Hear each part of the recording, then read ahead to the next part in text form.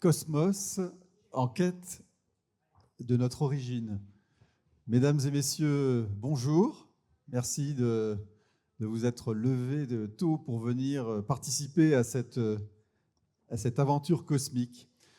Cette accroche qui pourrait paraître ressembler à une invitation à entrer dans un parc d'attractions, c'est celle que vous avez trouvée dans votre programme pour ce dimanche. En fait, avec les trois auteurs qui nous font le plaisir d'être ici ce matin, on va aller beaucoup plus loin que l'histoire des origines de l'univers. On va se pencher sur sa fin, ce qui est beaucoup plus rare. Alors, esprit sensible, s'abstenir. Si vous vous êtes trompé de chapiteau, vous pouvez toujours sortir. Et pour ceux qui resteront prêts pour l'aventure cosmique. Alors les règles du jeu, vous les connaissez, je les rappelle rapidement. Nous aurons à peu près 1 heure d'échange. Et puis ensuite, la parole vous sera donnée pour une quinzaine de minutes pour poser vos questions.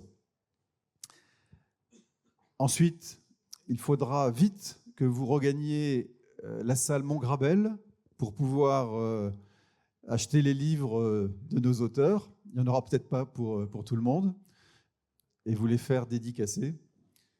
Et pourquoi vous les faire dédicacer ? Parce que potentiellement, il y a un Nobel au moins en germe parmi eux. Imaginez un livre dédicacé par un prix Nobel. Je pense que voilà, ça serait du meilleur effet dans votre bibliothèque. Alors, faisons rapidement connaissance avec nos trois intervenants, qui ont en commun d'avoir consacré une grande partie de leur vie professionnelle à la recherche scientifique et à la vulgarisation, à travers des livres, des articles, mais aussi d'autres formes, et notamment des films.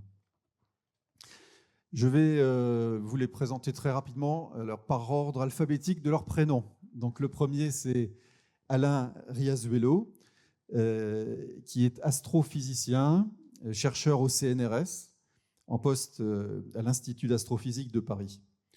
Et vous êtes, si je résume vraiment les choses, un spécialiste des trous noirs. Au-delà, alors,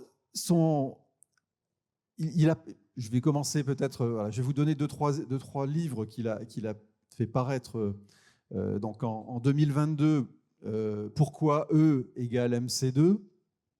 En 2019, Pourquoi la Terre est ronde. En 2018, Les trous noirs à la poursuite de l'invisible.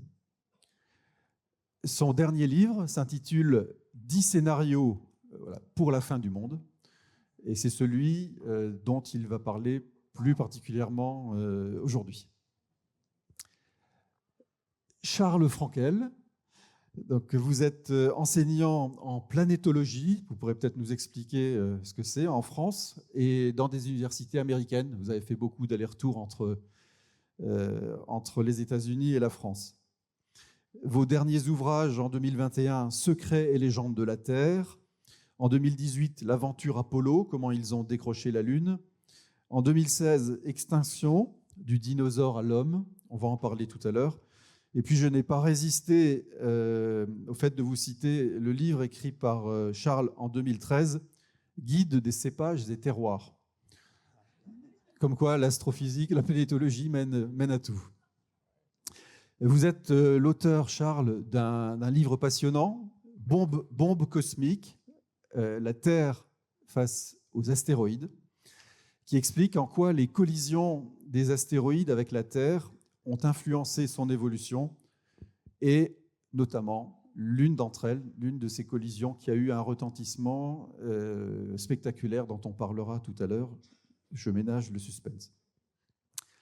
Enfin, nous avons le plaisir d'accueillir Jean-Marc Bonnet-Bidot, qui est astrophysicien, chercheur au département d'astrophysique du CEA, le Commissariat à l'énergie atomique, et qui s'intéresse également, au-delà de ses travaux, au lien entre science, histoire et culture. En 2023, vous avez fait paraître un livre dont le titre est « Les sciences de l'Empire du Milieu ». En 2021, Big Bang, histoire critique d'une idée.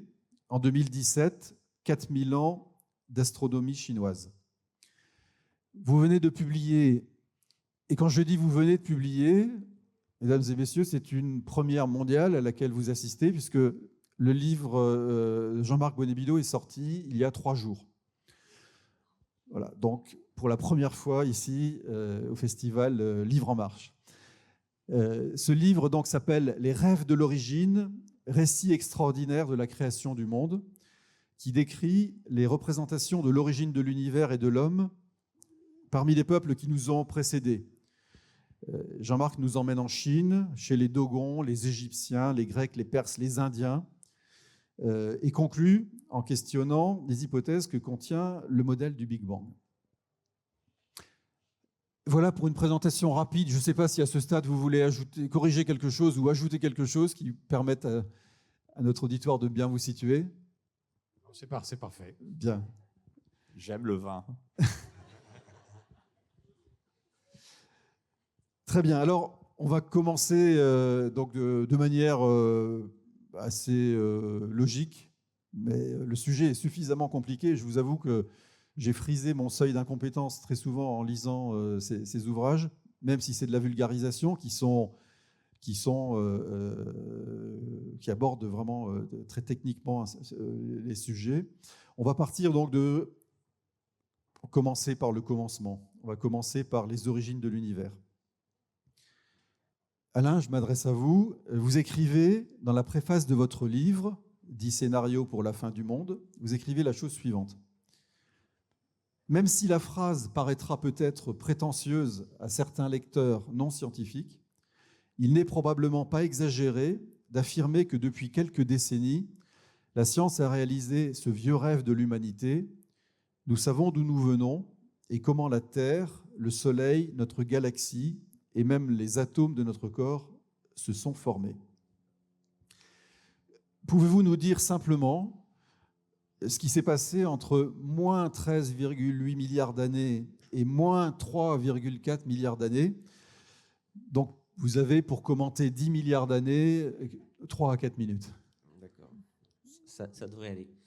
Alors, déjà, je précise, s'il y a 350 ans, quelqu'un était venu vous dire quel est l'âge de l'univers, il vous aurait dit la Terre, on sait qu'elle a été créée le dimanche 23 octobre de l'an moins 4004 à midi, puisque c'est ce qui est écrit dans la Genèse. Voilà. Donc, on a un peu progressé depuis. Et aujourd'hui, on a de bonnes raisons de penser que la temporalité est beaucoup plus vieille. Hein. La chrétienté avait une temporalité très courte par rapport à d'autres mythes de la création. Et donc, l'univers tel qu'on le connaît est issu d'une phase très dense et très chaude qu'on appelle le Big Bang. Alors, on ne sait pas si le Big Bang est l'acte de naissance de l'univers proprement dit ou si c'est une transition entre un état antérieur et l'état actuel. Mais disons que l'histoire telle qu'on peut essayer de la raconter, elle commence à ce moment-là. Donc le Big Bang, ce n'est pas une explosion qui est localisée quelque part, hein, c'est un état très dense et très chaud partout dans l'univers. Le Big Bang a eu lieu partout de la même façon, d'une certaine façon.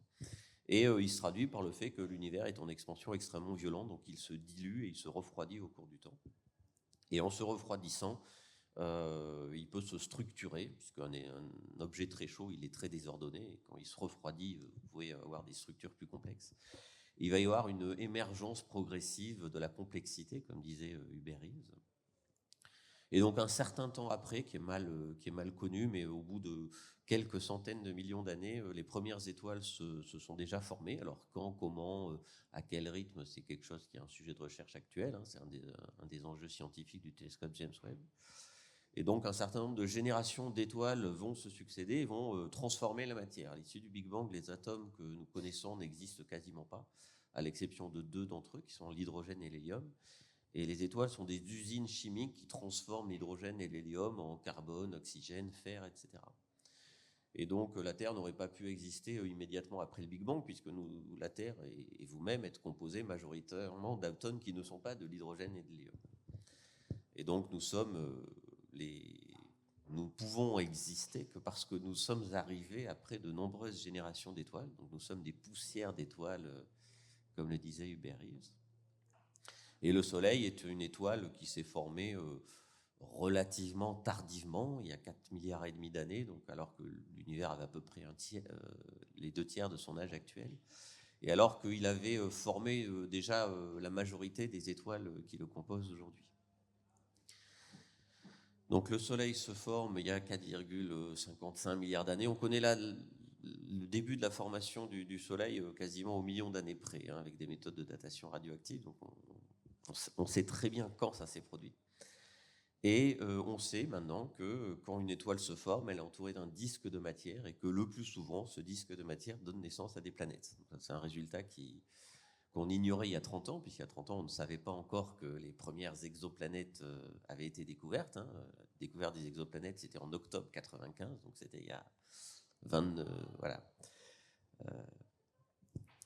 30 ans, ça n'était pas encore connu. Et donc maintenant, on sait au contraire qu'il y a à peu près au moins autant de planètes que d'étoiles et que probablement la majorité des étoiles qui se sont formées pas trop tôt dans l'histoire de l'univers sont entourées de planètes. La formation des planètes, c'est plus long que la formation des étoiles. Paradoxalement, ça prend moins de temps de former un gros machin comme le Soleil que de former un petit machin comme la Terre. Mon collègue va vous détailler ces choses-là. C'est assez violent, la formation des planètes terrestres. Il y a beaucoup de collisions. Donc la Terre, à tous ses débuts, est un endroit assez hostile. Et puis tout ça se calme parce que le réservoir de matière qui entoure l'étoile et qui alimente les planètes finit par se tarir. Et les planètes se fichent peu à peu dans un état proche de leur état actuel. Et que se passe-t-il dans les premières étapes de l'histoire de la Terre ? C'est pas connu avec certitude. Mais on sait qu'un peu plus d'1 milliard d'années après, donc 1 milliard d'années après moins 4,5 milliards, ça nous amène au fameux moins 3,4 milliards d'années, la vie existe déjà sur Terre. Alors, c'est pas forcément apparu à ce moment-là, il est peut-être apparu plus tôt, c'est une question évidemment de première importance. Et à partir du moment où la vie existe sur Terre, eh bien, la Terre va évoluer, évidemment. Toutes les planètes évoluent, certes lentement, mais évoluent. Et elles vont évoluer de façon conjointe avec la vie, c'est-à-dire que l'atmosphère terrestre, l'enveloppe superficielle de la Terre va être affectée de façon croissante par la vie. Et donc la vie est un agent géologique majeur d'une certaine façon. Et jusqu'à l'époque actuelle, qui est un peu angoissante, mais ce n'est pas la première fois que la vie affecte de façon tout à fait significative la biosphère. Voilà. Je pense que j'ai fait moins de 4 minutes. Ok. J'espère. Donc, si je résume, donc moins 13,8, tout commence, en tout cas, comme vous l'avez dit, cet état que nous connaissons. Ce qu'il y avait avant, c'est un autre sujet pour une autre conférence. 5 milliards d'années, c'est le Soleil et la Terre, presque en même temps, et 3,4 milliards d'années, c'est la vie. Alors la vie peut-être un peu avant, mais la vie commence est avérée à ce moment-là. Voilà. C'est pas évident de se situer sur des échelles de temps de cette nature. Et il y a un petit exercice que vous avez peut-être déjà vu qui consiste à dire, imaginons qu'entre 13,8 milliards d'années et aujourd'hui, ce soit une année telle que nous la vivons. Donc, le 1er janvier, c'est le Big Bang. L'apparition de la vie sur Terre, c'est 90 jours avant la Saint-Sylvestre. Et on va en parler tout à l'heure. L'apparition des hominines, c'est-à-dire la première fois où il y a une branche séparée des chimpanzés, c'est 4h30 avant minuit. Voilà, pour situer un petit peu. Donc la Terre, 1er janvier, le Big Bang. Fin septembre, l'apparition de la vie. Et il y a 4h30, l'apparition de ce qui va donner naissance finalement à Homo sapiens. Ce n'est pas un long fleuve tranquille ensuite. Et Charles, je me tourne vers vous. C'est un des sujets clés de votre livre Bombe cosmique. Est-ce que vous pouvez nous dire ce qui s'est passé ou quel était l'état de la Terre avant 66 millions d'années, juste avant, et quel est l'état de la Terre juste après 66 millions d'années? Alors, il s'est passé d'abord beaucoup de choses entre les deux, entre quand la vie commence, il y a à peu près 3,4 milliards d'années, et puis elle évolue d'abord lentement, elle reste dans l'eau, elle est simple, elle est monocellulaire. En fait, la Terre était très monotone, très très longtemps. Et puis, il y a eu heureusement des chamboulements. Et en fait, on voit que l'évolution procède par chamboulement majeur. Sinon, la vie, elle est très bien comme ça. Et il y a eu un grand chamboulement. Alors bon, il y a eu d'abord l'apparition donc, des végétaux, des animaux, etc. Ça, c'est récent aussi. C'est il y a 500 millions d'années à peu près. Et il y a 66 millions d'années tapantes, tout allait bien sur Terre. Il faisait très chaud, tropical. Les dinosaures batifolaient sur les plages. Les ichthyosaures nageaient. Et puis soudain, catastrophe, on voit dans le registre sédimentaire, dans les fossiles, qu'il y a un grand changement. On ne trouve plus d'ossements de gros dinosaures. On trouve, après une certaine limite dans les sédiments, pas grand-chose. Et puis, on retrouve des fossiles, des oiseaux, des choses comme ça. Quelque chose s'était passé. Et on s'est rendu compte que vraiment sur le tard, que ça a été quelque chose de brutal et de catastrophique. Parce que très souvent, on a dit « Oh, les dinosaures, ils sont morts de leur vieille mort, ils n'étaient pas adaptés, ils étaient un peu bêtes, donc ils ont décliné progressivement. » Et non, on a vu, et là, c'est là où commence un roman policier, où on se rend compte, d'après des indices, on remonte la piste, on trouve des preuves de plus en plus persuasives qu'il y a eu en fait un astéroïde qui s'est fracassé sur Terre, un gros, 10 km de taille, donc le massif du Mont Blanc, pleine vitesse, pleine balle, sans doute 20 km par seconde. C'est rapide. Hein, en quelques secondes, vous êtes à Grenoble. Et donc, grosse collision. Et là, on a les preuves, on trouve même des charniers, et ça c'est relativement récent, d'animaux pêle-mêle qui ont été d'abord chamboulés dans un tsunami. Ça c'était à l'intérieur d'une mer aux États-Unis où on a trouvé les dépôts. Les poissons en les ouïes pleines de petites sphérules retombées du ciel. On a vraiment des preuves incroyables du grand chamboulement qui a eu lieu. Alors, il y a eu à peu près 75% des espèces qui ont disparu à l'époque. Ce n'est pas tout. Et d'ailleurs, toutes les formes de vie qui existent à l'heure actuelle sur Terre sont les rescapés de la catastrophe. Nos ancêtres, qui étaient des petits mammifères à l'époque, sont passés à travers la crise. Sinon, on ne serait pas là. Donc, heureusement, il y a eu des survivants. Et donc, je vais arrêter là. Je crois que c'était un petit portrait très, très gentil, très optimiste de ce qui s'est passé à cette époque. Alors, peut-être quand même, parce que dans votre livre, vous le documentez, l'astéroïde arrive dans la région qui est aujourd'hui le Yucatan. Qu'est-ce qui se passe en quelques minutes là? Parce que c'est quand même. Oui, alors très rapidement. Très rapidement. Mais alors très rapidement, d'abord, on ne sait pas exactement la séquence des événements parce que bon, on n'a que des traces bien sûr. Mais apparemment, d'après ce qu'on imagine, d'après ce qu'on calcule, d'abord, le choc est immense. C'est à peu près 4 milliards de bombes d'Hiroshima en même temps.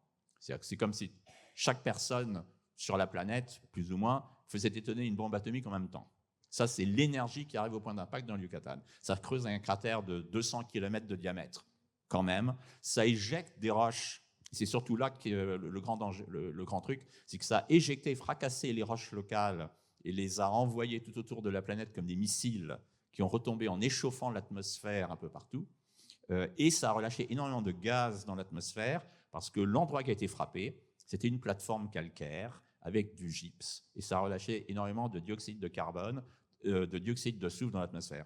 En 2 mots, de la poussière, de la suie, des feux de forêt, obscurité totale, d'après les calculs, sur Terre pendant plusieurs mois, voire 1 ou 2 ans. Genre nuit sans lune, photosynthèse s'arrête, effondrement de la chaîne alimentaire. Voilà en un mot.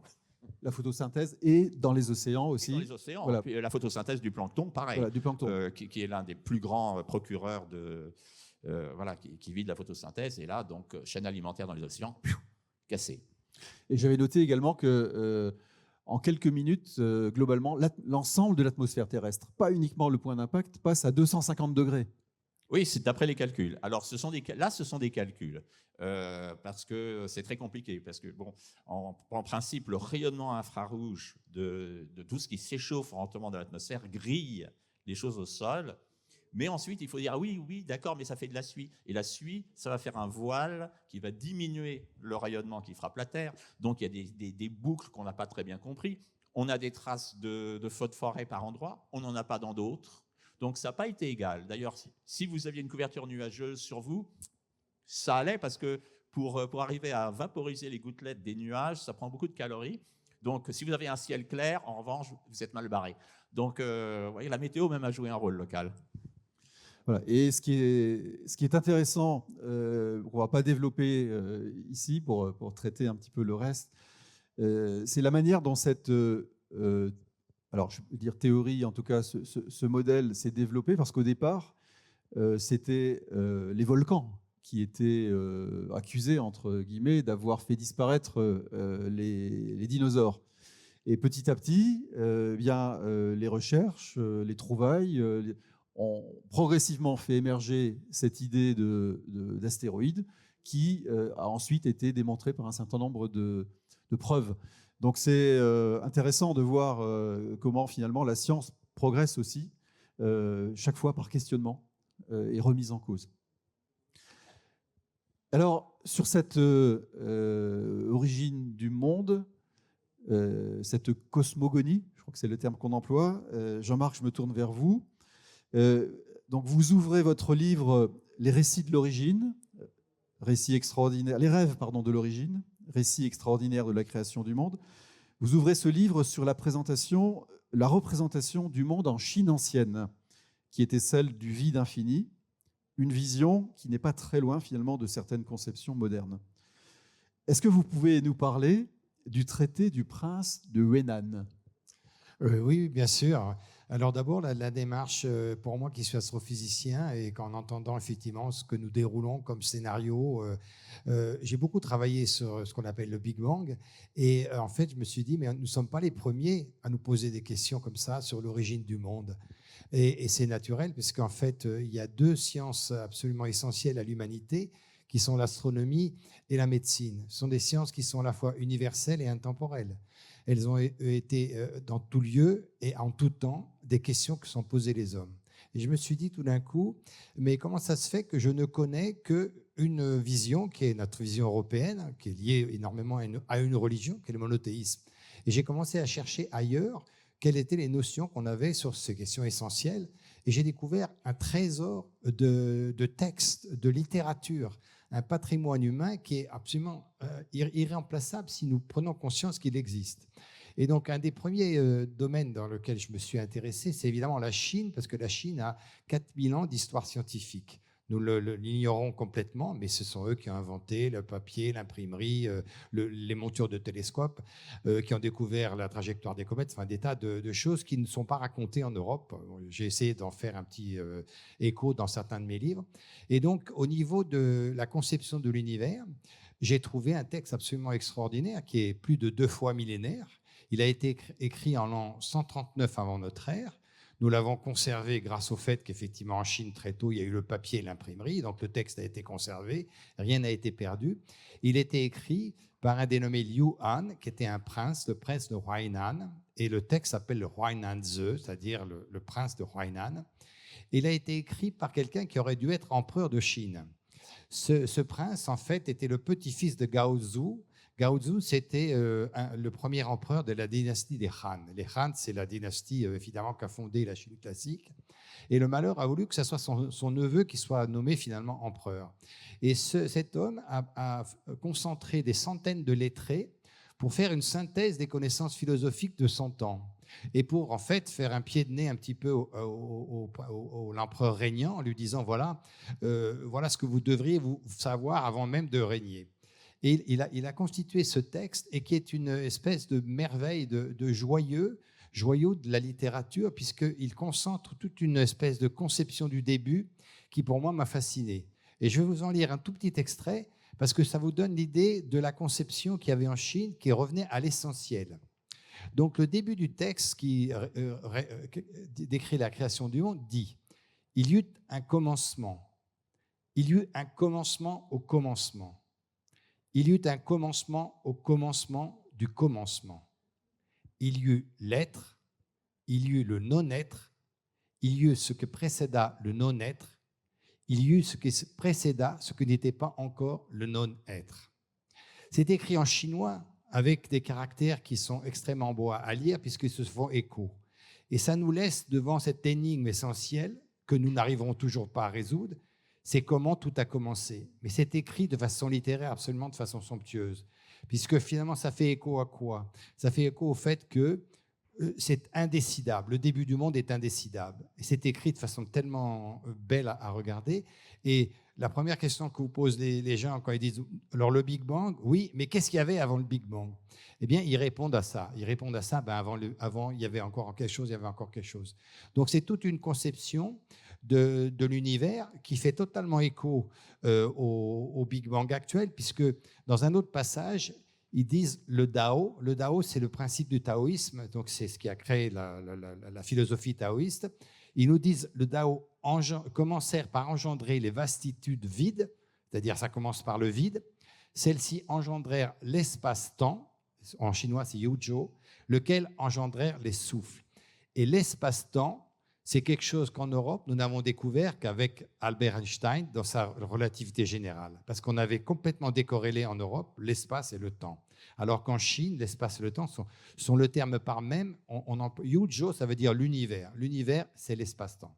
Donc, vous voyez cette espèce de décor que nous avons fourni par la culture humaine, qui fait totalement écho à ce que nous posons comme question. Et ça m'a paru très enrichissant, et du coup, après, j'ai poursuivi dans d'autres civilisations.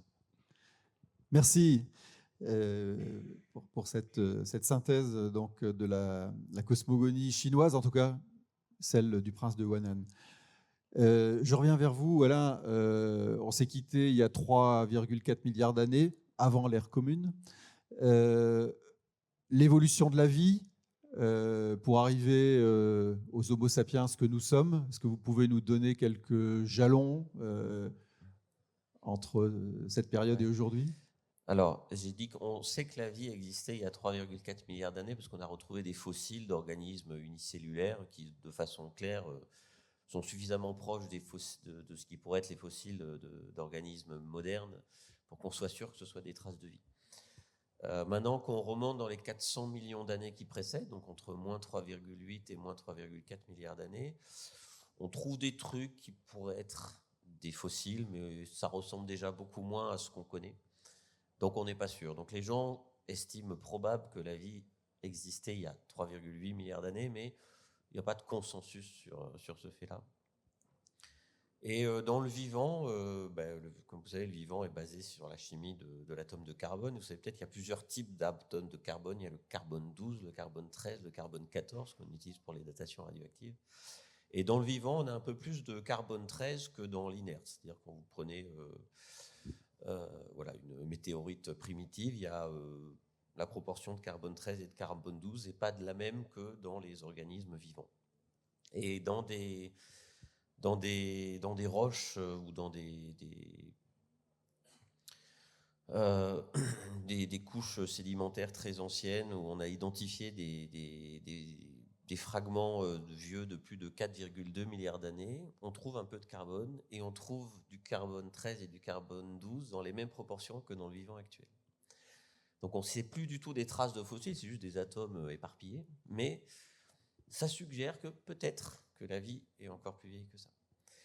Alors, évidemment, la formation de la Terre, mon collègue va mieux vous en parler que moi, mais c'est de l'accrétion, c'est-à-dire c'est un petit objet qui grossit par collision successive avec des cailloux plus ou moins gros. D'ailleurs, 10 km, c'est pas très gros par rapport à ce qui a frappé la Terre bien plus tôt. Donc, très clairement, la Terre primitive était bombardée sans cesse par des choses beaucoup plus violentes que ce qui a éteint les dinosaures il y a 66 millions d'années. Donc, il est peu probable que la vie soit apparue immédiatement après la formation de la Terre, mais peut-être qu'elle était déjà là 300 millions d'années seulement après. Alors évidemment, c'est une question qui est fondamentale et qui est doublement fondamentale, parce que si la vie n'a mis que 300 millions d'années pour apparaître sur Terre, ça renforce l'idée que la vie apparaît entre guillemets facilement, que donc elle existe peut-être ailleurs. Donc savoir dater le début de la vie, ça a des conséquences qui ne sont pas uniquement celles de la vie sur Terre. Et donc, évidemment, ça ouvre des perspectives complètement différentes. Et donc, si je peux un peu continuer, donc la vie va rester unicellulaire pendant très longtemps. On a découvert récemment des fossiles qui étaient probablement des fossiles d'êtres multicellulaires vieux de 2 milliards d'années, mais juste à un endroit et à une époque très précise. Donc, apparemment, la vie multicellulaire a fait une première tentative il y a 2 milliards d'années, et puis ça n'a pas marché. Donc il s'est repassé plus d'1 milliard d'années que les géologues appellent the boring billion, donc le milliard d'années ennuyeux, où à nouveau on a une vie unicellulaire qui ne montre pas des signes d'évolution importants, même s'il y a un événement important qui se passe, c'est l'invention de la photosynthèse, donc l'oxygénation progressive de l'atmosphère. Et puis à peu près 700 millions d'années, vous me corrigerez si je me trompe, la vie multicellulaire qu'on connaît apparaît. Et donc là, on a une explosion en taille des organismes, une explosion beaucoup plus visible de la diversité des organismes, appelée l'explosion cambrienne du nom du Cambrien, qui est l'époque géologique correspondante. Et le vivant tel qu'on le connaît, tel qu'on le conçoit avec des organismes de grande taille, date de cette époque-là et donc est beaucoup plus tardif et dans l'histoire de la Terre et dans l'histoire de la vie que ce qu'on pourrait imaginer. Charles, vous allez me dire que je fais une fixation sur les dinosaures, mais je vais y revenir, et vous laisser la parole là-dessus quelques instants, parce que j'ai cru comprendre dans votre livre que les hypothèses d'aujourd'hui sont que s'il n'y avait pas eu cette collision il y a 66 millions d'années, aujourd'hui, à Livre en Marche, il y aurait plutôt des dinosaures dans la salle que des Homo sapiens. C'est-à-dire que peut-être, on n'en sait rien, mais ça paraît à peu près probable que c'est cette disparition des dinosaures qui a permis aux petits mammifères, finalement, d'évoluer jusqu'à, et une branche d'entre elles, donner les Homo sapiens. C'est ça ? Oui, en fait, ça bouscule un peu nos philosophies et nos religions qui nous font croire que l'homme était prédestiné, qu'était le sommet d'une évolution qui ne pouvait qu'accoucher de ce merveilleux être que nous sommes. Et en fait, on se rend compte que c'est le fruit du hasard, de nombreux épisodes. C'est un peu comme le papillon qui fait changer les choses à l'autre bout du monde. Et là, effectivement, si les dinosaures n'avaient pas été massacrés, les gros dinosaures, puisque les oiseaux ont survécu, n'avaient pas été massacrés, on peut simplement spéculer que leur intelligence aurait cru, aurait augmenté. Certains paléontologues, regardant les ossements, disent on voit qu'il y a une évolution chez les petits carnivores, genre vélociraptor, etc., vers leur fin, qu'il y a une tendance quand même vers l'encéphalisation, c'est-à-dire un cerveau de plus en plus grand, et qu'ils avaient déjà atteint une intelligence supérieure peut-être à celui du poulet, et que s'ils avaient continué, peut-être qu'ils auraient atteint des intelligences encore supérieures. Mais là, c'est de la spéculation. Il y a une nouvelle de Liu Cixin, l'écrivain chinois qui a écrit Le problème à trois corps, pour ceux qui ont peut-être vu le début de la série sur Netflix ou qui ont lu ce livre que je trouve formidable. Il a écrit une nouvelle dans laquelle, effectivement, il met en scène des dinosaures qui vont dans un zoo voir des êtres humains derrière les grilles. Comme quoi, effectivement, le hasard peut nous amener sur des évolutions très différentes. Jean-Marc, je reviens vers vous. On a parlé de la vision, très rapidement, mais de la vision chinoise de l'origine. Il y a une autre vision qui est très intéressante, je trouve, que vous développez, notamment parce qu'elle s'est transmise de manière orale. C'est la cosmogonie des Dogons, dans lequel le monde est né d'une graine initiale minuscule, la graine de Pau. Ensuite arrive le renard pâle et ensuite arrivent les 4 premiers hommes. Est-ce que vous pouvez nous en dire un petit peu plus au sujet des Dogons, à la fois sur leur conception, mais aussi sur la manière dont finalement on a pu récupérer quelque chose qui ne s'est transmis qu'oralement? Oui, bien sûr. Et d'ailleurs, je voudrais souligner que le livre que j'ai écrit, effectivement, est basé sur des voyages et des expériences personnelles, parce qu'il n'est pas exhaustif. Je ne fais pas le bilan de toutes les cosmogonies possibles. C'est celles avec lesquelles j'ai eu contact. Et dans le cas des Dogons, c'est tout à fait par hasard, parce que, en fait, les Dogons sont une population du Mali qui est devenue extrêmement célèbre grâce à leur architecture, leurs masques et leurs traditions. Et elle est devenue célèbre grâce à 2 ethnologues qui étaient français. L'un s'appelait Marcel Griaule et l'autre s'appelait Germaine Dieterlin. Et il se trouvait que j'ai rencontré Germaine Dieterlen et qu'à cause de problèmes d'ordre astronomique à partir des textes qu'elle avait relevés, on a fait une mission au Mali avec elle, juste avant sa disparition en 1998, et nous avons été à la recherche du contenu astronomique de la tradition Dogon. Et donc ce texte, c'est le seul endroit du livre où on ne se réfère pas à un texte, mais à une retranscription qui est faite par des ethnologues ayant effectivement interviewé une suite d'informateurs. Germaine Dieterlen a passé 60 ans de sa vie, à partir de l'année 1937 jusqu'à sa mort en 99, à aller au Mali interroger les informateurs de Dogon. Donc c'est un travail ethnologique très très sérieux, pas du tout effectivement une réinterprétation. Et elle a écrit un livre qui s'appelait Le Renard parle, parce que le renard parle est une figure de la mythologie Dogon et qui est en fait dans le récit de la création. Et en fait, ce que j'ai perçu par là, c'est qu'il y avait eu en fait à la fois une connaissance et une énigme. C'est pour ça que c'était intéressant pour moi, astrophysicien. Comme l'a dit Martial, effectivement, au départ, la création chez les Dogons, d'abord, il y a une création qui est avortée. Donc, l'esprit créateur, ce n'est pas vraiment un dieu, c'est un esprit créateur qui s'appelle Ama. Eh bien, il crée un premier monde, mais ça ne marche pas. Il essaye de mettre les choses les unes à côté des autres, ça ne marche pas. Et la deuxième création, en fait, il fait sortir le monde d'une graine initiale qui s'appelle Po. Et c'est la graine de Digitaria, parce que dans le monde de Dogon, c'est un monde très, très austère. Il y a très peu de terre, très peu de culture possible. Et en fait, cette graine est considérée comme avoir l'essentiel du monde. Toute la création est tenue dans une toute petite graine. Et ça fait une analogie assez amusante. Je ne dis pas que ça ne démontre rien, mais les analogies parlent d'elles-mêmes. C'est que dans le Big Bang, ayant commencé par un vide quantique, on a effectivement une période dite d'inflation où l'univers part d'une toute petite dimension physique et se déploie en fait avec une espèce de déploiement chaotique. Et en fait, elle est finalement figurée chez les Dogons par cette espèce d'image de la graine initiale. Et pourquoi après il y a une vraie énigme? C'est parce que chez les Dogons, on dit que cette graine s'appelle Po, en fait est représentée dans le ciel par une étoile qui s'appelle Potolo, mais qui n'est pas une étoile visible, qui est une étoile qui tourne autour de Sirius. Et tout le débat était sur savoir comment les Dogons qui observaient à l'œil nu pouvaient avoir connaissance d'un objet qui tournait autour de Sirius, qui a été découvert par l'astronomie moderne. Donc en fait, il y a à la fois toute une énigme, mais aussi tout un corpus de connaissances. Et j'attire l'attention sur que c'était une surprise, parce que nous ne connaissons pratiquement rien de l'astronomie africaine. Comme je vous le disais tout à l'heure, l'Afrique s'est posé autant de questions que l'Europe, l'Asie. Mais par le fait que souvent c'était des traditions orales, nous n'avons très très peu de choses. Et par ce biais-là, ça nous a ouvert les yeux. On a trouvé un observatoire qui était consacré à l'observation de Sirius. Donc c'était des choses astronomiques qui étaient sur place. Et ça nous a ouvert les yeux d'une certaine façon. Même en Afrique, on faisait de l'astronomie. Merci pour cette plongée rapide en pays Dogon.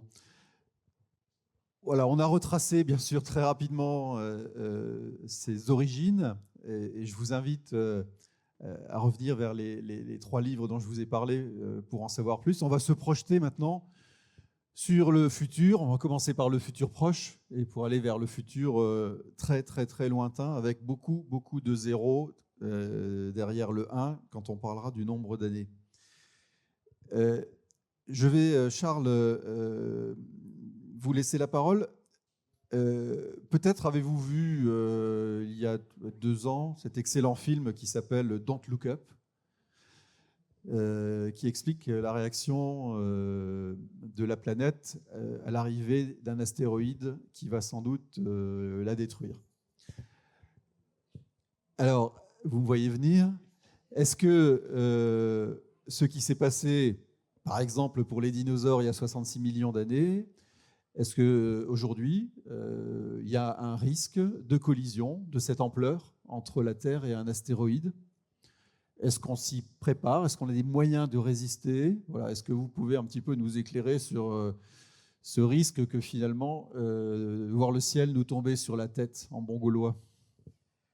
Oui, alors je vous rassure tout de suite, aux dernières nouvelles, ça va.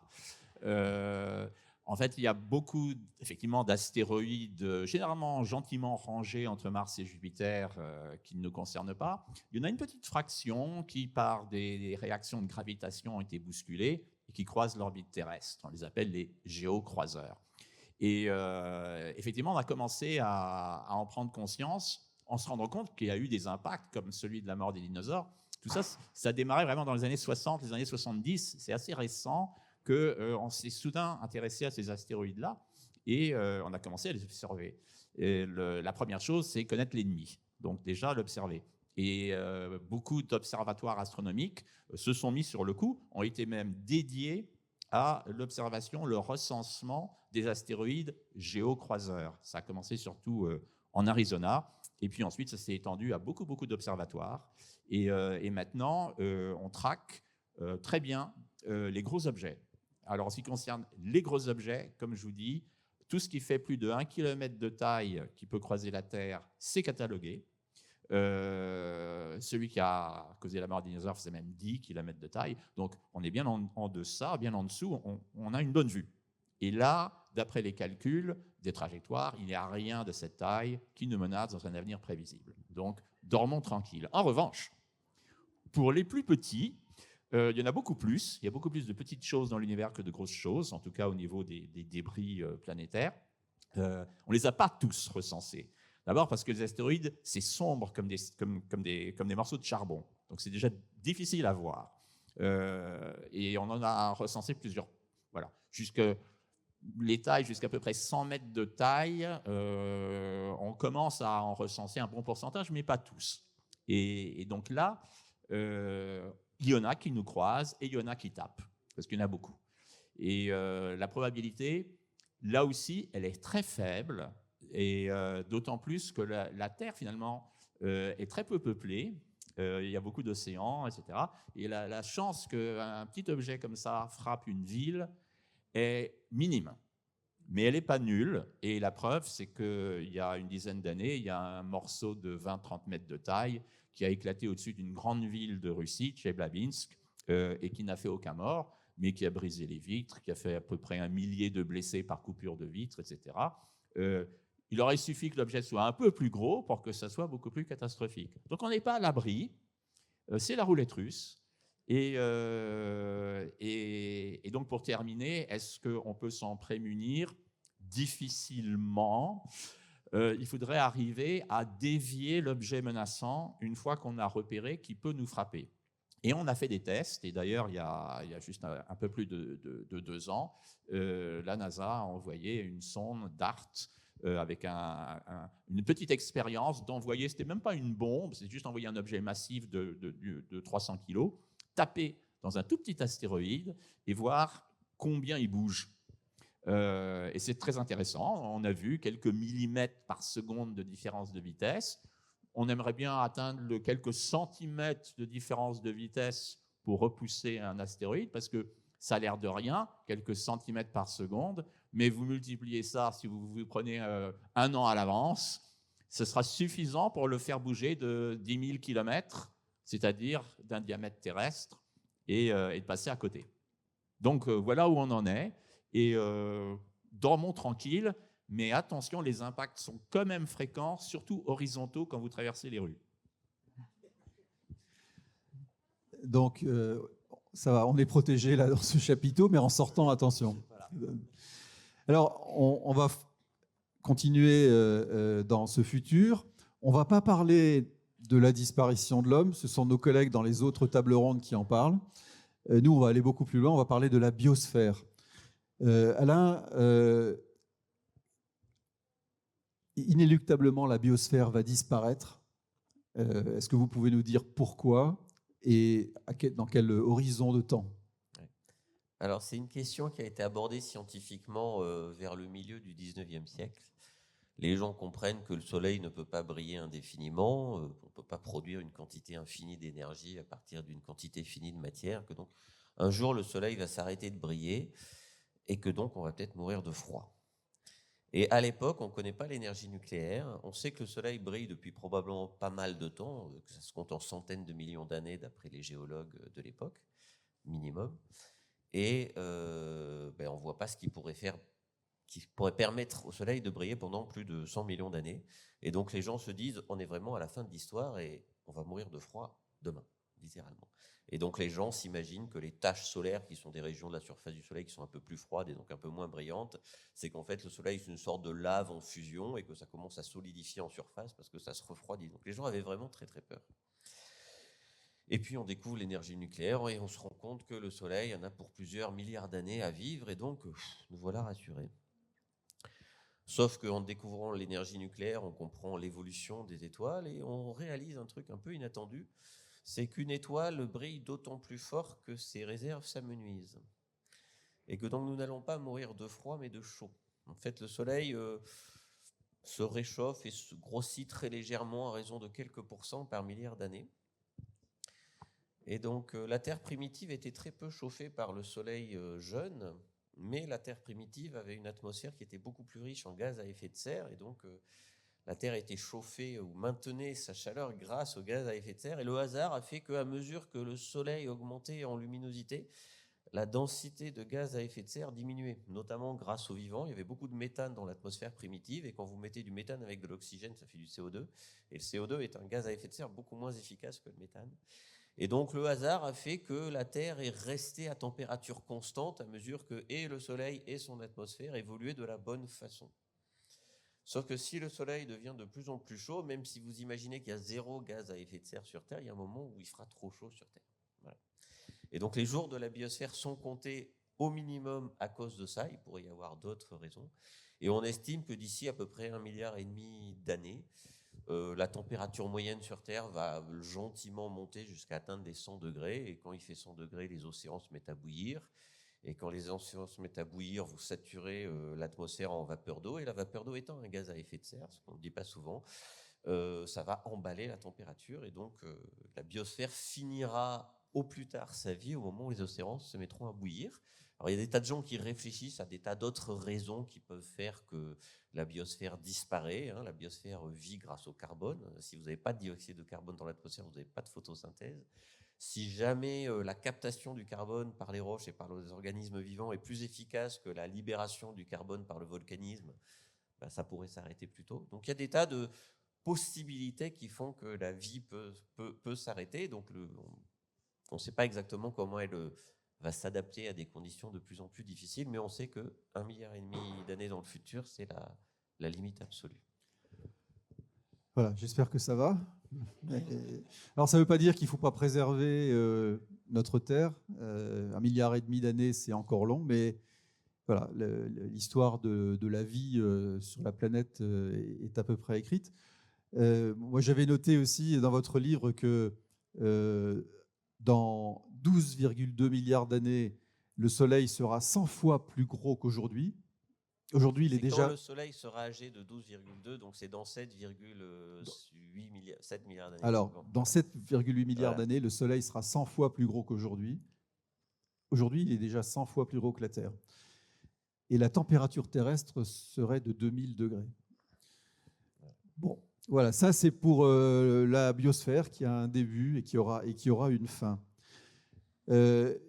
Jean-Marc, vous avez écrit sur les rêves de l'origine. Mais est-ce qu'à travers vos études, vos rencontres, vous avez découvert aussi des civilisations qui ont parlé de cette évolution de l'univers ? Alors oui, alors ce qui est intéressant justement, c'est ce qui a mis en rapport ma culture d'origine, la culture européenne avec le reste du monde. C'est que la plupart du temps, nous, on a hérité par la religion du concept de fin du monde par ce qu'on appelle l'Apocalypse, qui est un texte annexe dans le Nouveau Testament de la Bible, et qui nous décrit qu'effectivement, il va arriver des catastrophes parce que Dieu n'est pas content. En fait, dans les autres civilisations, c'est rarement le cas, parce qu'en fait, on trouve un équilibre dans la nature, et ils n'envisagent pas forcément une fin catastrophique, qui plus est. D'autant plus que dans certaines civilisations, on le connaît très bien, notamment en Inde, eh bien, le monde n'est pas fini, il est cyclique. En fait, il se recrée de façon permanente. C'est ce qui a donné lieu au concept de la réincarnation dans l'hindouisme. Et c'est intéressant parce que quand on analyse notre conception actuelle de l'évolution de l'univers, si on veut le remettre en parallèle avec un des textes que je cite qui s'appelle la Genèse, Eh bien, on a tout à fait cette évolution linéaire. On a effectivement un début, une fin, un début dont on ne connaît pas trop bien l'origine, mais une fin qui serait catastrophique d'une certaine façon. Mais ça, c'est une vision purement européenne, en fait. D'ailleurs, en fait, on peut se poser la question, la science moderne a été faite principalement par des Européens, et donc ils ont mis dans le modèle actuel de l'univers leur propre culture. Et en fait, rien ne nous oblige à penser comme ça. On peut ouvrir l'horizon, effectivement, en se disant, en fait, dans la nature, qu'est-ce qu'on observe? La plupart du temps, c'est des phénomènes cycliques. Les choses se renouvellent. Donc, en fait, c'est une espèce d'anomalie d'avoir inventé un univers qui commence à un temps T et qui finira à un temps T plus pratiquement l'infini. Et donc, c'est intéressant comme mise en perspective, hein, parce que très peu souvent, on remet en question les fondements idéologiques d'une pensée scientifique. Or, les scientifiques ont une idéologie personnelle et ils la mettent dans leur modèle. Donc, dans les autres civilisations, on n'a pas du tout ce concept-là d'apocalypse. On a, par exemple, on en a parlé chez les Mayas en 2012, parce qu'il y a des grands cycles, et parfois, on a interprété le fait qu'il y a des grands cycles comme le fait que c'était la fin du monde. On a parlé de la fin du monde pour le 21 décembre 2012, parce que les Mayas, qui avaient un calendrier basé sur Vénus, avaient des grands cycles de 400 ans, et au bout de 13 fois 400 ans, on renouvelait un nouveau grand cycle. Il s'est trouvé que ça tombait plus ou moins dans les calculs par rapport aux traditions mayas de 2012. On s'est dit, ben voilà, ça va être comme l'an 2000, une catastrophe, etc. Mais chez les Mayas, si on lit bien leur texte, non, c'est juste un renouvellement du monde. Le monde redémarre sous une autre forme. Et c'est le plus souvent ce qu'on trouve dans la plupart des traditions. Donc, ce n'est pas du tout l'apocalypse qu'on a eu dans notre culture. Très bien. Pour éviter des conditions invivables sur Terre, certaines personnes, vous les reconnaîtrez, imaginent que la vie est possible, de l'homme est possible sur Mars. Ben, savez-vous qu'on a dans cette salle quelqu'un qui a déjà vécu sur Mars? Charles, est-ce que vous pouvez nous en dire quelques mots? Vous avez participé à une expérience avec la NASA.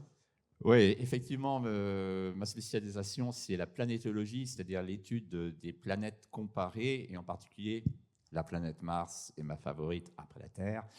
Et donc, au début des années 2000, plusieurs associations de passionnés de la conquête spatiale, en particulier la Mars Society, fondée par un ingénieur américain, Robert Zubrin, a décidé de simuler, de faire des bases de simulation d'une expédition sur Mars. À des fins surtout, il faut le dire, médiatiques, parce qu'on s'est dit, bon, pour faire parler de ce projet de vol humain vers Mars, c'est pas mal d'avoir une maquette, d'avoir un module quelque part sur Terre. Donc on en a fait un d'abord en l'an 2000, la Mars Society, avec des sponsors privés, sur l'île de Devon, qui est une île du haut Arctique canadien, pratiquement avant la banquise, très proche du pôle Nord magnétique en tout cas.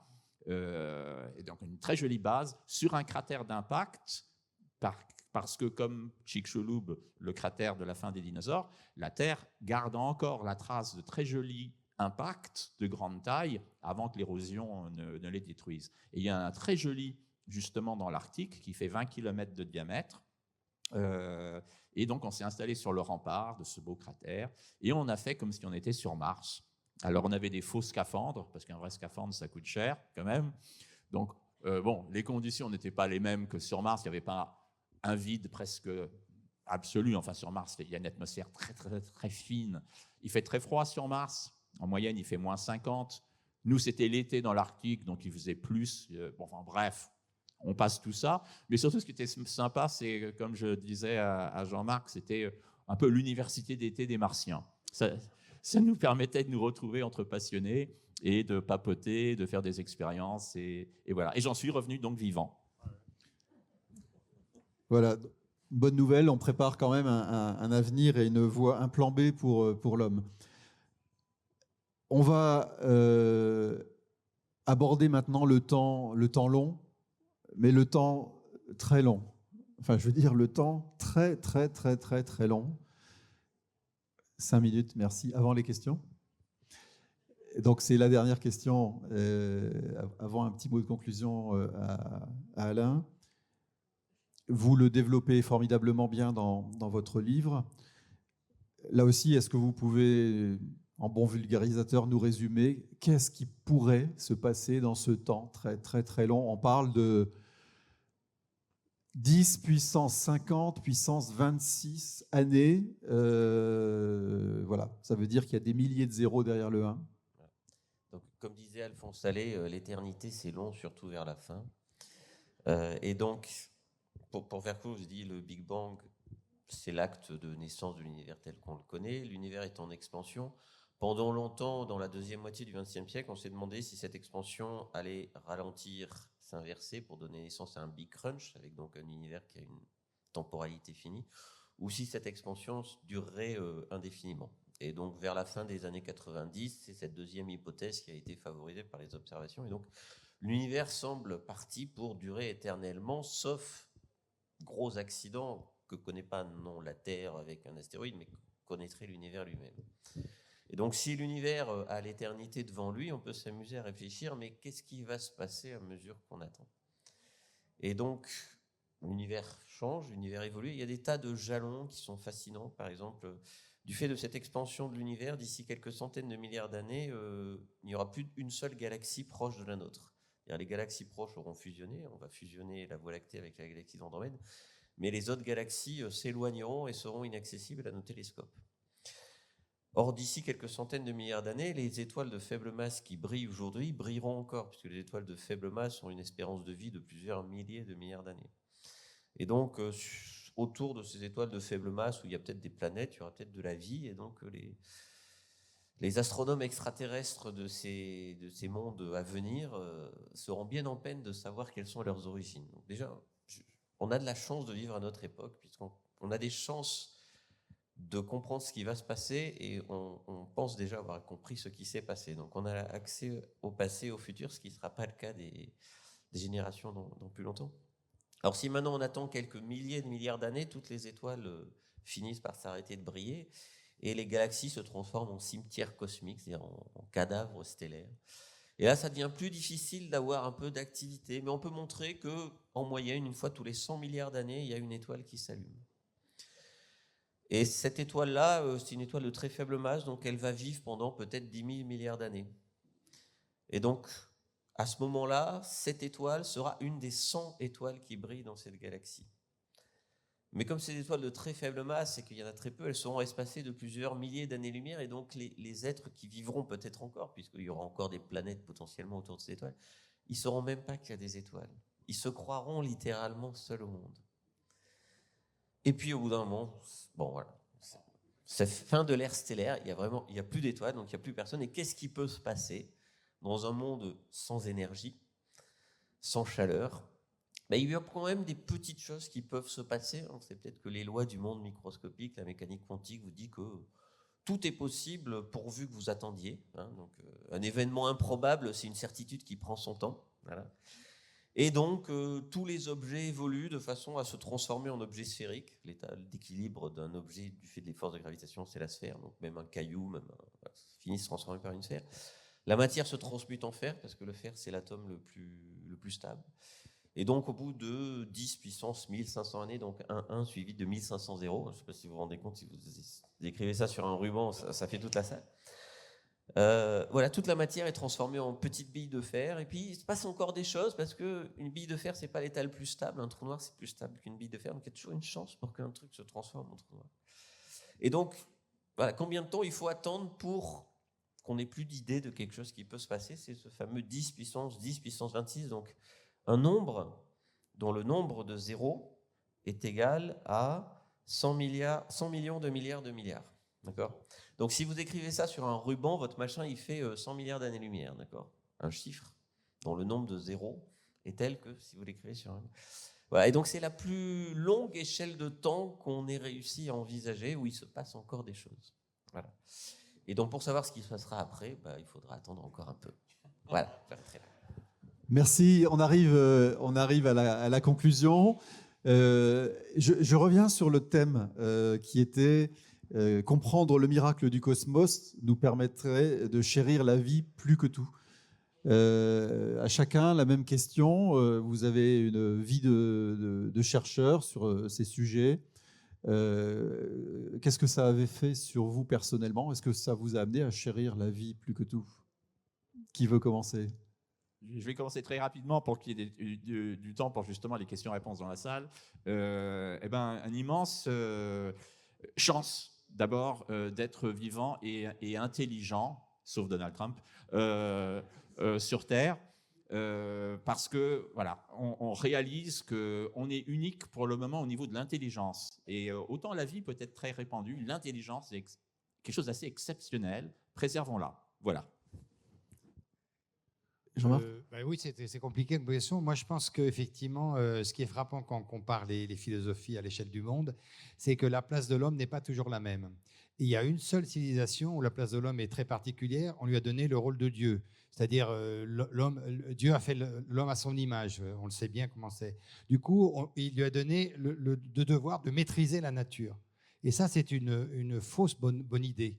C'est-à-dire que dans toutes les autres civilisations, l'homme est un invité de la nature, il est spectateur, il est collaborateur avec la nature. Donc en fait, c'est une anti-écologie qu'on nous a inculquée dans notre tendre enfance, en nous disant l'homme doit maîtriser la nature. Je pense que ça, c'est une grosse erreur, et que notamment l'écologie naturelle, qui a dans beaucoup de civilisations, c'est de rester en harmonie. Et donc, ce que je chérirais le plus, c'est qu'on abandonne cette position de Deus ex machina et qu'on redevienne juste des spectateurs de la nature en interagissant avec elle de façon harmonieuse. Merci. Alain? Non, je m'étais amusé à faire un petit calcul. Donc, la fin de l'histoire, donc la biosphère disparaît sur Terre. La Terre est engloutie par le Soleil, et le Soleil, quand il atteint le maximum de son expansion, il perd une partie de sa masse. Et donc, on peut faire le calcul que 15% de la masse de la Terre qui aurait été engloutie par le Soleil va être rendue au milieu interstellaire, et donc 15% de votre masse à vous le sera. Et donc ensuite, on va faire un petit calcul. Imaginons que toute la masse expulsée par le Soleil participe à la formation d'une nouvelle étoile. Que cette étoile soit un clone du Soleil qui est un clone de la Terre et que la vie apparaît sur cette autre planète. On peut faire un petit calcul que si vous prenez 10 tonnes de cette planète, il y aura en moyenne un atome de chacun d'entre vous. Donc, si sur cette planète, il y a des êtres vivants de 10 tonnes, c'est-à-dire des arbres, mais dans chacun des arbres qui pousseront dans 10 milliards d'années sur cette planète qui n'existe pas encore, il y aura un atome de chacun d'entre vous. Voilà, donc c'est juste pour dire que notre fin, ce n'est pas la fin. Et je ne sais pas si vous croyez à la réincarnation, mais c'est une forme rigoureusement scientifique rigoureuse du concept. Voilà. Merci de nous avoir rendus éternels.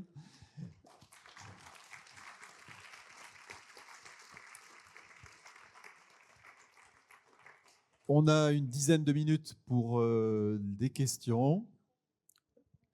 Est-ce que cela a suscité chez vous des réactions ou des questions?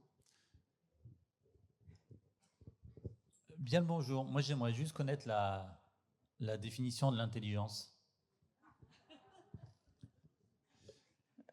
Je passe.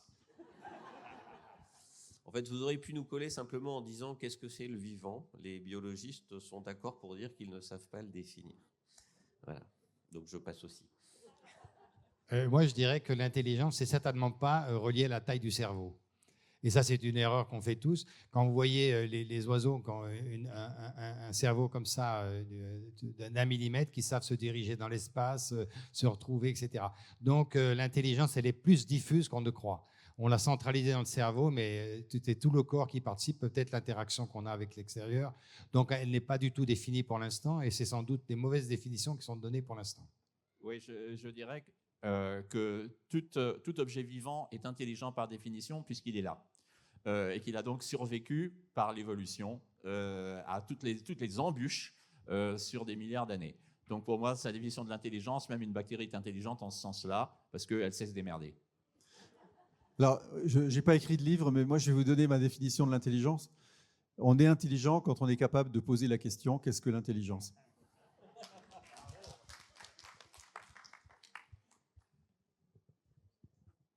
Oui, madame.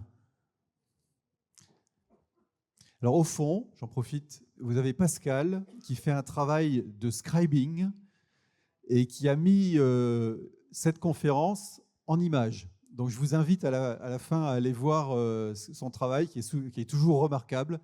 sur ce qu'elle aura ressenti de cette conférence. Merci Pascal. Madame. Oui, bonjour. Moi, je voulais savoir qu'en est-il de la remise en cause de l'âge de l'univers eu égard aux observations du télescope James Webb. Alors, en fait, il y a un problème en ce moment, il y a un double problème aux États-Unis. Vous savez que la science est attaquée. Et le télescope James Webb a coûté 10 milliards d'euros alors que le budget initial, c'était 2. Donc, quand vous explosez le budget de 400%, vous avez quand même un peu intérêt à prouver que ça valait le coup. Et donc, ces deux situations amènent certains scientifiques à un peu survendre leurs observations, dire « ouais, c'est complètement différent de ce qu'on attendait, etc. » Et en fait, quand vous discutez avec les gens, quand vous regardez ce qu'ils écrivent, bon, il n'y a pas tellement il n'y a pas tant de problèmes que ça. Un des points cruciaux du télescope James Webb, c'est de savoir quelle est la temporalité de la formation des premières étoiles. Et donc, on s'imaginait que c'était une courbe linéaire, qu'en gros, au bout de 2 fois plus longtemps, il y avait 2 fois plus d'étoiles. Et en fait, on trouve des galaxies très jeunes qui sont très brillantes, donc qui forment beaucoup d'étoiles. Donc, la formation d'étoiles initiale est très explosive. Mais ça se fait plus vite que prévu, mais ça ne veut pas dire qu'on s'est trompé notablement sur l'âge de l'univers. Mais par contre, les premières générations d'étoiles qui ne sont pas composées de la même matière que les étoiles modernes, parce qu'il n'y a pas de carbone, il n'y a pas d'oxygène, elles évoluent différemment, elles se forment avec des masses beaucoup plus importantes, elles sont beaucoup plus brillantes. Donc il y a beaucoup de choses qu'on est en train de découvrir, mais ça met plus... Je ne sais pas si on peut dire que ça remet en cause, mais en tout cas, ça montre qu'il y avait une moins bonne compréhension de la formation des étoiles que ce que l'on pensait, mais ça ne remet pas en cause la temporalité, si vous voulez, de l'univers lui-même. Après, vous avez toujours des gens qui vous disent oui, l'univers pourrait être 2 fois plus vieux que ce qu'on pensait, mais bon, ça, c'est l'écume du communiqué de presse qui, malheureusement, vous tombe dessus et parfois vous induit en erreur. Oui, je peux me permettre, parce qu'on était un petit peu en désaccord un peu sur les interprétations. Je m'excuse, Alain, mais c'est vrai que, en fait, crûment, on avait fait ce James Webb Telescope pour regarder la formation des galaxies, et il se trouvait que tous les modèles, y compris les modèles faits par ordinateur, nous disaient qu'au bout, à une certaine distance dans le passé, de l'ordre de 200 millions d'années, on ne devrait plus voir ni d'étoiles ni de galaxies. Or, en fait, le télescope spatial nous a montré non seulement des galaxies, mais des galaxies évoluées en plus. Donc, en fait, sans remettre en question peut-être la totalité, mais nous n'avons pas de modèle aujourd'hui pour expliquer cela. Donc, c'est simplement ça, hein, il faut en être conscient. Est-ce que ça va remettre en question tout le calendrier du Big Bang, puisqu'il est assez précis, ce calendrier, ou bien non, ça reste ouvert, on n'a pas la réponse. Et d'autre part, il y a aussi un autre aspect qui a été souvent évoqué, c'est que les trous noirs, on pensait les former en prenant beaucoup de temps. Et en fait, on en trouve déjà formés pratiquement dès le début de l'univers. C'est une deuxième question qui est sans réponse à l'heure actuelle. Donc, je pense qu'il se pose des problèmes. Ils vont peut-être être résolus, mais il faut avoir l'honnêteté de le dire, que c'est quand même... D'ailleurs, c'est la vertu de ce télescope, d'avoir effectivement donné une nouvelle vision qu'on n'attendait pas. C'est d'ailleurs pour ça qu'on l'avait construit. Il n'a pas juste fait que conforter les modèles, mais il les a invalidés pour l'instant. Alors, on en fera peut-être d'autres, hein, ce n'est pas le problème. Oui, juste en 2 mots, l'âge de l'univers lui-même ne change pas vraiment. C'est les détails, comme tu as dit, il y a des choses qui sont très intéressantes, qui se passent plus vite que prévu au début, et des choses plus complexes. L'âge en lui-même, je pense que tu le diras aussi, ne change pas vraiment. Oui, il y a un quart de siècle, on disait les premières étoiles se forment 200 millions d'années après le Big Bang. Ben, en fait, c'est beaucoup plus tôt que ça. Et c'est un peu surprenant. Et la difficulté, c'est précisément qu'on ne peut pas comparer l'univers très jeune à l'univers actuel parce que la dynamique, les processus dans une étoile dépendent crucialement du fait qu'elle comprend un peu de carbone, un peu d'azote, un peu d'oxygène. Et ces étoiles primordiales n'en comportaient pas du tout. Et donc, tout ce qu'on sait grâce aux étoiles actuelles nous est inutile, en fait, pour étudier ces étoiles anciennes. Et quand vous partez de zéro, Descartes croyait que l'esprit humain il pouvait tout anticiper. Non, en fait, non. Vous êtes obligé de vous baser sur des observations. Et une fois que vous avez les observations, vous essayez de comprendre ce qui se passe. Et on est face à cette situation-là aujourd'hui. Et d'ici quelques années, quand on aura un peu décanté toutes ces observations qui nous arrivent en rafale depuis que le télescope James Webb est lancé, on aura une vision plus réaliste et peut-être un peu plus critique de celle qu'on avait aujourd'hui. Mais c'est pas non plus révolutionnaire. Vous voyez, c'est toujours la difficulté en science. On s'attendait pas à ce résultat. Bon, c'est vrai, mais est-ce que ça change tout? Pas forcément. Vous voyez cette nuance-là. Une dernière question? Non? Ben écoute, oui, si. C'est pas vraiment une question scientifique, c'est peut-être plus philosophique, je sais pas. Mais sur votre conclusion, là, Monsieur Bonnet-Bidot, est-ce que, comme vous avez pas mal voyagé et vu d'autres civilisations, tout ça, moi je me pose la question sur est-ce que le mépris ou la supériorité de l'homme sur le vivant est pas plutôt lié justement à notre intelligence plus qu'à nos croyances ou aux religions? Vous voulez dire que l'intelligence, ce serait un inconvénient? Oui, c'est peut-être notre intelligence inégalée, comme vous disiez, enfin l'intelligence qui est vraiment différente chez l'homme et peut-être voilà, inégalée, qui fait qu'on se sent tout puissant parfois, je sais pas, où on manque peut-être un peu de... Oui, mais je pense que justement, ça n'a pas été toujours le cas.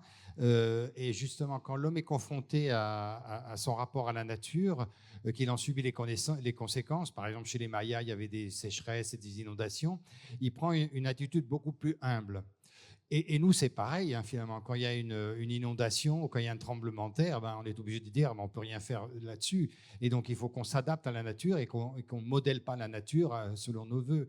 Donc, en fait, la philosophie de base de l'être humain, avec son intelligence normale, c'est de rester en harmonie avec la nature. Ce n'est que des espèces de superpositions d'idéologies différentes qui nous ont conduits à des abus et à des excès. Si on regarde le monde en fait non développé, notamment ces concepts sont toujours en usage. Hein. Et c'est le monde hyper développé qui est moi je pense que c'est une espèce de délire, hein, un délire de superpuissance, d'omnipuissance de l'homme. Mais on peut s'en défaire, hein. On peut rester beaucoup plus humble et dire nous ne pourrons jamais maîtriser rien, ni le CO2 dans l'atmosphère, ni les tremblements de terre, ni l'astéroïde qui va nous tomber dessus. Faisons au mieux avec la nature que nous avons à notre disposition, qui est déjà merveilleuse. Donc en fait, c'est l'homme surdéveloppé, principalement en Europe et en Amérique du Nord, a trop influencé la philosophie générale de l'humanité. Elle peut s'inverser maintenant. Très bien. Merci beaucoup. Merci